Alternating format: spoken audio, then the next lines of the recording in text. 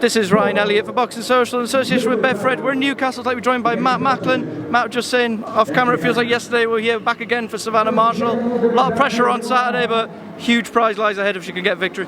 Yeah, exactly. She's really sort of come into her own, hasn't she, recently, these last few performances? Because, you know, I'd heard about Savannah Marshall when she turned pro, and everyone, she was with, I think, Mayweather Promotions out in America, and, you know, first couple of times I seen her, I thought, yeah, she's good, but I was expecting more. But I just think she wasn't believing in herself or something. But I feel like she's got her mojo back, and you know, her confidence has just gone through the roof. And with that, so have the performances. And look, she's got to get through Saturday night, and she can't afford to take her eye off the ball, because we've seen how that's, you know, played out for other fighters in the past. It's come back and really, you know, it's wrecked things, hasn't it? So she's got to stay focused with the job at hand on Saturday night. You know, her opponent. Herman, European champion, former world champion herself. So this isn't you know, she can't look past this. But assuming she does come through Saturday night well, she's got a huge fight with Claressa Shields, and they have got previous history. You know, Savannah has beaten her in the amateurs, and it was a long time ago, and I'm sure Clarissa's improved loads since then. But you know, the form Savannah's on, and actually seeing Claressa up close in Cardiff, you know, on that performance anyway, I'd be definitely backing Savannah to beat her. You know, maybe Claressa had an off night, but and Styles make fights and all the rest of it. But on that performance, I would back Savannah to beat her. I'm sure Savannah Marshall will be telling us all this week she's not thinking about Claressa Shields. She's got this hurdle to clear, and rightfully so. She does have a world title fight in front of her.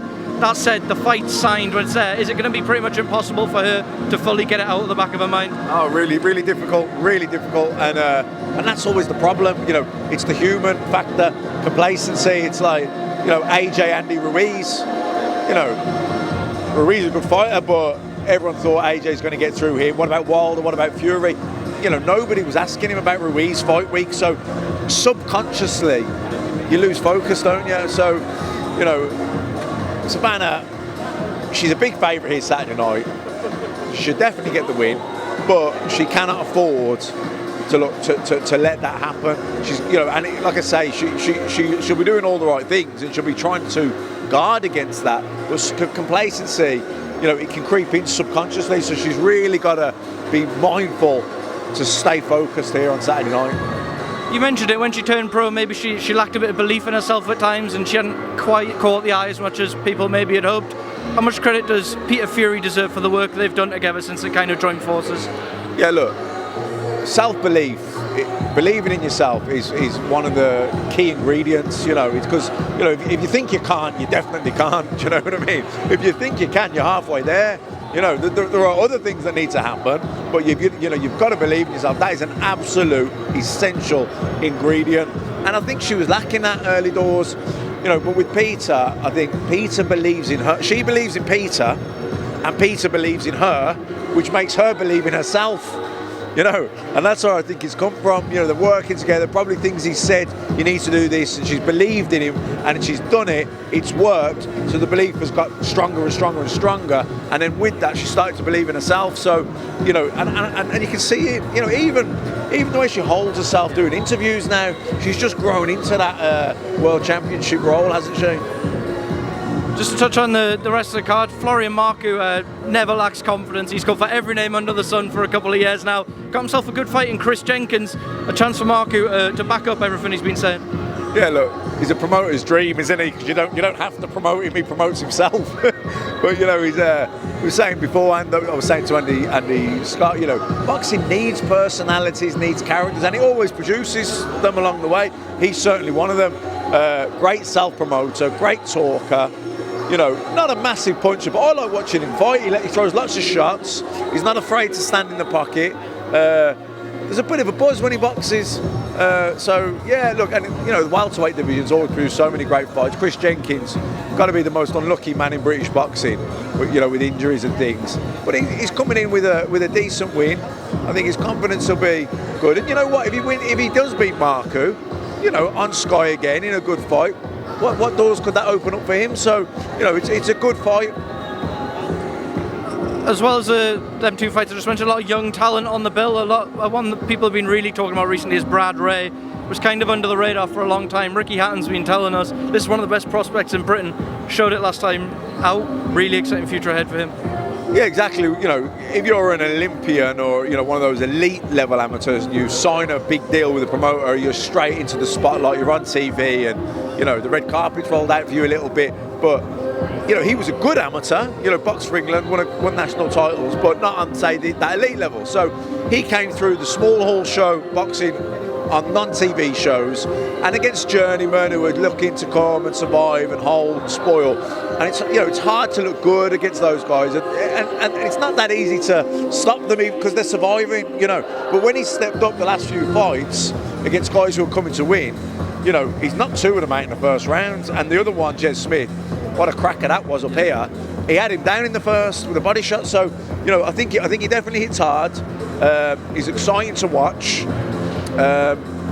Yeah, he's probably the breakout guy over the last 6 months, I would say.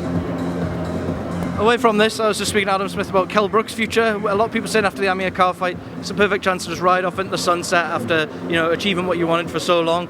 We know he's going to fight on now. There's talk of Danny Garcia, Chris Eubank Jr. at a catchweight, an Amir Khan rematch. Now we know he is fighting. What would you kind of like to see him do next? Look, look, I would have preferred him to retire, but because what's he got left to prove?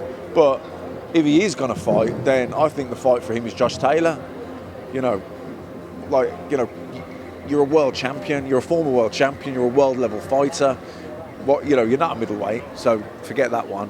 You know, and even Conor Benn, you know, that is a good fight, but because of where Kell is and the age of him and the miles on the clock, I'd rather see him go in with some, and the level he's boxed at and proven at, you know, and the fact that Josh Taylor's looking to move up, I think that's a fight that makes a lot of sense. You know, obviously Kell would have a big size advantage, even though they both have to make, you know, 147, or maybe they could do it at 148, 149. But so he'd have that size advantage.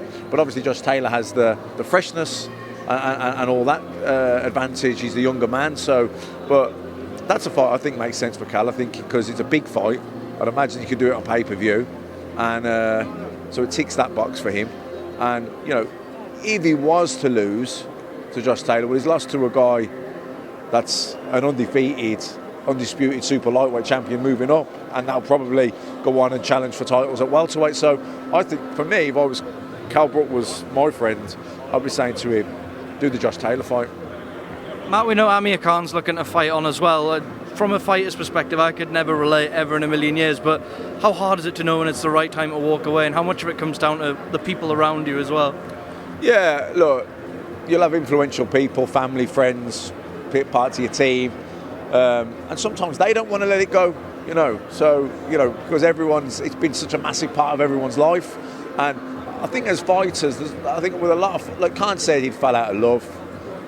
For me, retirement was just a given after the Brook fight, the way he was talking and everything. So I don't know what's changed really, but you know, sometimes it's not necessarily that it's not that they want to box anymore. They just don't want to have to face retirement.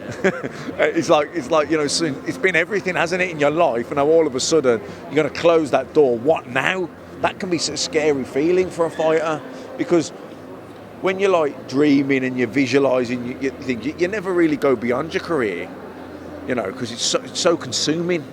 You know, you're in it. And then to kind of think like, well, I haven't really thought this far ahead in my life. What now? I think a lot of fighters, it's not a case that they still want to box or they still want to, because what's left to achieve for Khan? He's not the fighter he was. You know, I don't see him challenging for world titles or anything like that. He's got loads of money. So what's he doing it for? Really, it might just be because he's not sure what he wants to do next, and the thought of retirement is like, it's a scary phase that all fighters have to go through, and it's a difficult phase. It is difficult. Sort of, you lose, you know, if you're not Amir Khan the boxer, who are you then? Who are you now? It's like it's sort of reinventing yourself or re-identifying yourself or finding a new passion, new purpose, new direction. It is difficult for all fighters. So I think with Khan, I think it's more that. I don't think it's that he really wants to box anymore. I just think that maybe he's a bit scared of retirement. Last one, Gennady Golovkin back in just over a week now. Him and Murata out in Japan. Brilliant fight. Who wins and how? Look, it just depends what Golovkin's got left, doesn't he? I mean, I think he's been slipping gradually for quite a while, I think. a long time, but it hasn't been dramatic. It's just been a gradual decline. But you know, he's 40. I think he's 40 in a couple of months, or maybe he is now, because I'm the same age as me. So, you know, could that deterioration start to become more dramatic?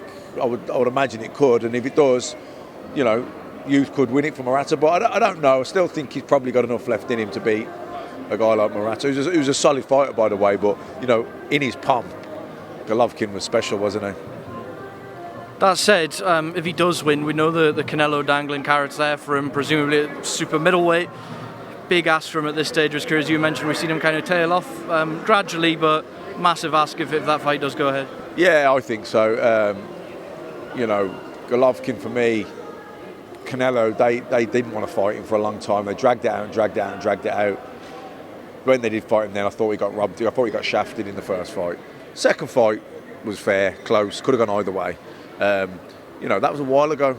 You could see, you know, Canelo had improved. Golovkin had dipped from the two fights, and he has since as well. So I think it's hard. I don't think anyone can really pick anyone against Canelo with the form he's in recently, and Golovkin not being the fighter he once was.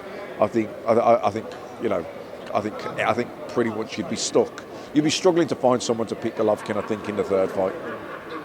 Right, Matt, thank you as always for speaking on Boxing Social. I'm sure we'll catch you soon.